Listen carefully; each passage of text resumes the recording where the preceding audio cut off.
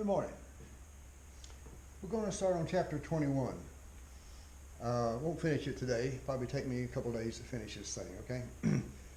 We'll do 21, 22, and then probably a chapter on digestion. And that may be the course for this semester, okay? Also, I'm going to send you out a link to a lab, which, by the way, you owe me an endocrine lab, and a lab on cardiovascular. They will be due by the end of the semester, which is the end of, about 2 weeks or something like that, 3 weeks, somewhere in there, okay? Let's not make it too late, because if we can get the grades in early, if I can get the grades in early, let's don't worry about that right now that I think about it, okay? We'll worry about that a little bit later on, but I will send you a link to, I'll send you the cardiovascular lab, and you should have the endocrine lab. I'll make that available also, in case you didn't take it with you. But I will need those two labs from you. Okay. Chapter 21, blood vessels and circulation. Okay, back up here just a little bit. Review the structures. We have seen this before. Now, this is the way I'm going to do it, the way I've always done it. I'm going to draw a line from left to right. Arteries, arterioles, capillaries, venules, and veins. All right? Blood flowing from left to right. Arteries. Arterioles. A-R-T-E-R-I-O-L-E-S. Capillaries. C-A-P-S. Venules. V-E-N-U-L-E-S. Veins. V-E-I-N-S. Okay? Those are the structures. Now there's a heart down in here, of course. I don't show the heart. This is just the structures in the circulatory system, not the cardiovascular system, okay? Now, I want to take a cross section between an artery and a vein. I want to show you the difference between these right here. So if I were to take a cross section right through here and right through here, alrighty, and have this my inside, that's my lumen.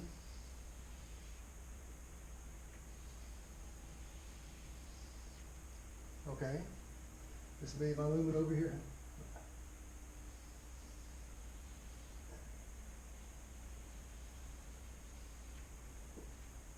I don't know if you can tell it. You probably can't. There's a drawing in here on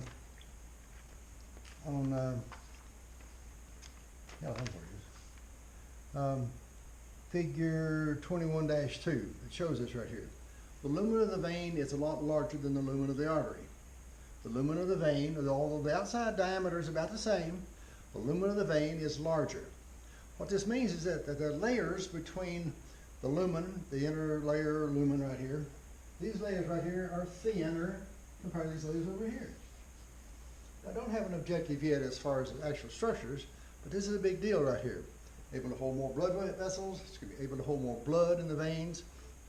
We'll talk about this concept of capacitance in a few minutes, okay? But anyway, this is the structure of the cardiovascular system. Now, as we get to the capillaries, these layers of tissues right here, the tunics, the elastin, the smooth muscles right there, we'll list those a little bit later on. I don't have it right here, I don't think. But I might as well go ahead and put it up here. And their makeup, okay? The layers are tunics right here, okay? There's an endothelial cell that is continuous all the way through the circulatory system. Endothelial cell, all right? It's a squamous cell, all right? It's just a flat cell. It's an endothelial cell. It's single layered. It really, really is. So it's not like the skin where we have multiple layers, which is stratified squamous. This is a single, simple squamous right here called an endothelial cell, found only in the circulatory system, all right? Now we got tunics. We have a tunic media, we have a tunic externa, and we have a tunic elastin. So we got smooth muscles and we got elastin. Looking on page 711, 21-2 again, here you're probably page 730 or something right there. You're going to see a media and externa right here. We have smooth muscles and we have elastin. So we have tunica media,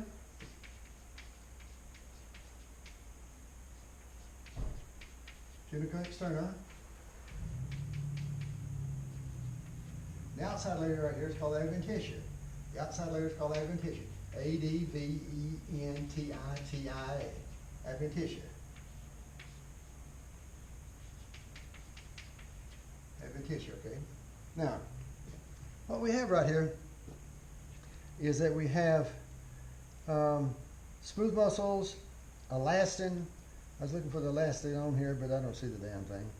Anyway, we have smooth muscles, tunicum medium, tunicum externum made up of elastin and smooth muscle. All right? Over here in the veins, we still have the basic endothelial cell, the basic capillary cell right here, okay? We have the adventitial layer that we have right here. But the thickness, the layers, the numbers of smooth muscle cells, the presence of elastin is decreased a lot. So there's not enough smooth muscles, not as much smooth muscles, not as much elastin in the veins as there are in the arteries. That's what the concept I want to get across here. As we go from the arteries to the capillaries right here, this layer decreases, this layer decreases. When we get to the capillaries, the only thing that is there is a capillary cell. All this other tissue is stripped away. The adventitious tissue is gone, the elastin layer is gone, the smooth muscle layer is gone. So all the capillary is a naked endothelial cell. Then it starts to build back up, the layers start to build back up a little bit, the venules versus the veins itself, okay? Now, I got vasodilation, vasoconstriction regulated. Vasodilation, vasoconstriction. I'm going to add venoconstriction to this also in just a few seconds. So give me just a few seconds to erase this.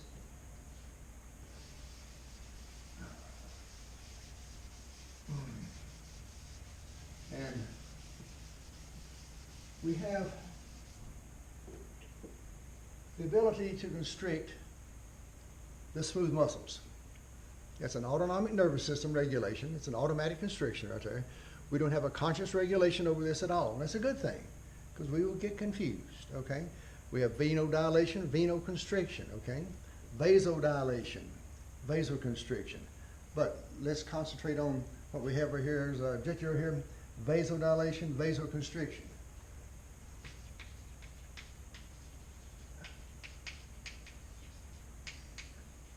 Versus vasodilation.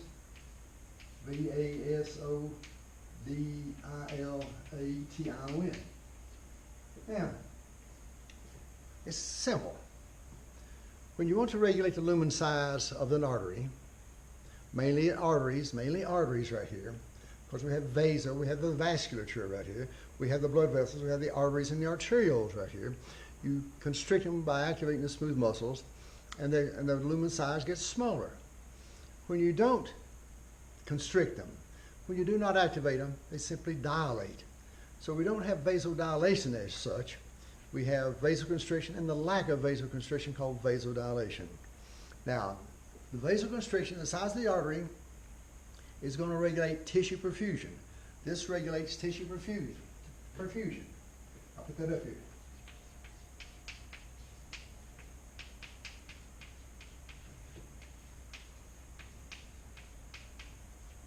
Tissue perfusion is the amount of blood flow getting to the tissues themselves. Now, venoconstriction, venodilation, and I really don't have venodilation up here. I don't think I've ever heard of the word, now that I think of it. We have venoconstriction.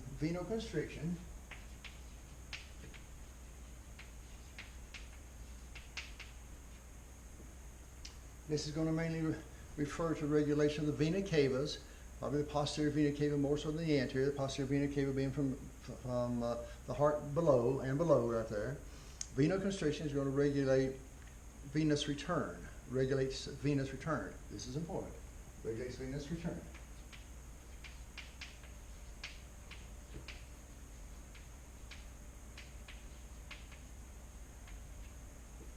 Now, venous return regulates cardiac output. Venous return, the amount of blood flow coming back into the heart, regulates the amount of blood the heart can pump. That makes sense.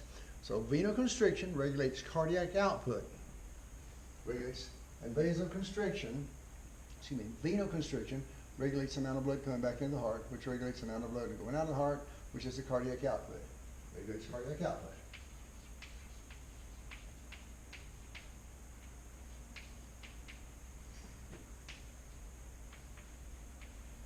which is, review for me the formula of cardiac output. You just did this. Cardiac output is equal to heart rate times stroke volume.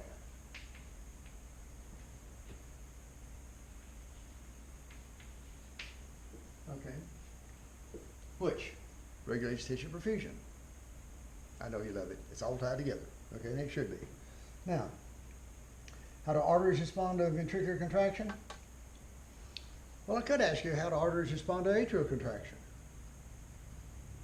There is no answer, because I don't think there's any arteries coming off the atria anyway. I don't think there's any arteries coming off the atria anyway. I don't ever remember hearing about that. The blood supply to the heart, the blood supply to the heart muscles comes off the base of the aorta, okay, which is oxygenated blood. If it were to come off the atria, especially the right atria, it wouldn't have oxygen in it anyway. So forget that. Forget atrial contraction. Ventricular contraction right here. Right ventricle or left ventricle is going to have the most influence over the size of the artery, the lumen of the artery, okay? So we're talking about contraction of the left ventricle right here, where we have the systole and the diastole, the 120/70 right there, as far as the blood pressure right there. So this 120 right here is going to change the size of the artery itself. So let's take a look at, just for a few seconds, do not need this in your answer right here. I'll tell you the answer that I want, but let's take a look at this just for a few seconds here, okay?